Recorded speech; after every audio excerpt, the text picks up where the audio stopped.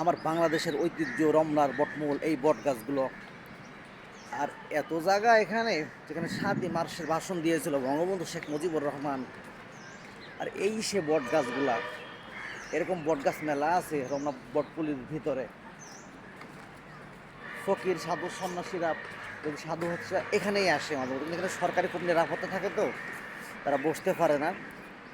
দেখা যায় মাঝে মধ্যে সাধু সন্ন্যাসীদের দেখা যায়। আর সকলে তো ঢাকা শহরে ঘোরার জায়গা কম, এখানে একটু আনন্দ ফুর্তি করতে আসে। এই যে খেলাধুলা হচ্ছে, খেলাধুলা করতে আসে, এই খেলতেছে, র্যাকেট খেলে। আর বিশেষ করে লেকটার জন্য আরো সুন্দর, এত সুন্দর ছিল না। বঙ্গবন্ধু কন্যা আপনার শেখ হাসিনা ক্ষমতা আসার পরে দীর্ঘ 16 বছর আসার পরে আমাদের দেশটা এত উন্নত হয়েছে।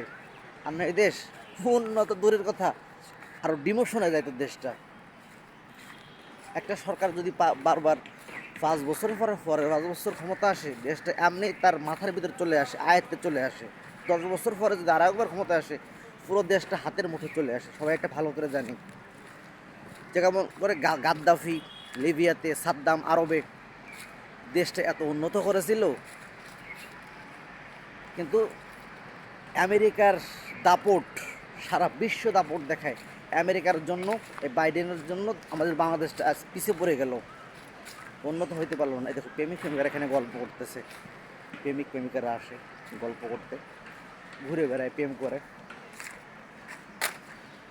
তারপরে এই যে নৌকায় চলতেছে, প্রেমিক প্রেমিকারা নৌকার ভিতরে, নৌকা আছে দেখা যাচ্ছে না ভালো, আমার ক্যামেরায় আসতেছে না।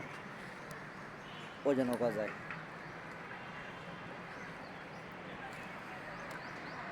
এই লেকটার জন্য এখানে সবাই ঘুরতে আসে। লেকের যাদের মনে শান্তি নাই, আমার মতো যাদের মনে অশান্তি থাকে, তারাই আসে।